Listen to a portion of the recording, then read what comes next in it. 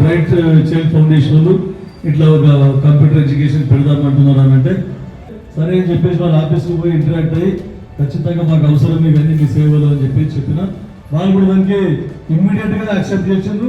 వారికి ధన్యవాదాలు. కార్పొరేట్ స్కూల్లో కంప్యూటర్ ఎడ్యుకేషన్ ఎంత ఏ స్టాండర్డ్లో ఉంటుందో మన ప్రభుత్వ పాఠశాలలో కూడా కార్పొరేట్ లెవెల్లో కంప్యూటర్ విద్య మేము అందిస్తాము, దానికి ధీటుగా అని చెప్పడం జరుగుతుంది. మీకు ధన్యవాదాలు.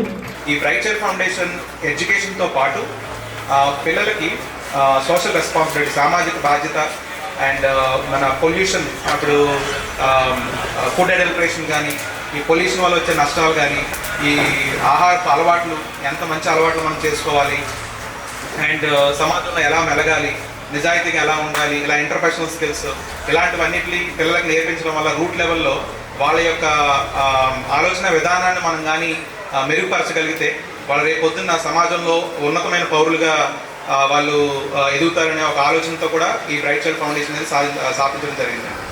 వలెరో తరఫు నుంచి ఒక 11 కంప్యూటర్లు డొనేట్ చేయడం జరిగింది. అండ్ వింటెక్ అని ఇంకొక కంప్యూటర్ సంస్థ మాతో వాళ్ళ చేతులు కలిపి వాళ్ళు కూడా ఒక 5 సిస్టమ్స్ డొనేట్ చేయడం జరిగింది. వింటెక్ సంస్థ యాజమాన్యానికి నా కృతజ్ఞతలు. మనం ఎలా ఉండాలంటే ఊరి చివరి మర్రి చెట్లా ఉండాలి. వర్షానికి తడవాలి, ఎండకి ఎండాలి, అంత స్ట్రాంగ్ ఉండగలిగితే సమాజంలో రాణించగలం.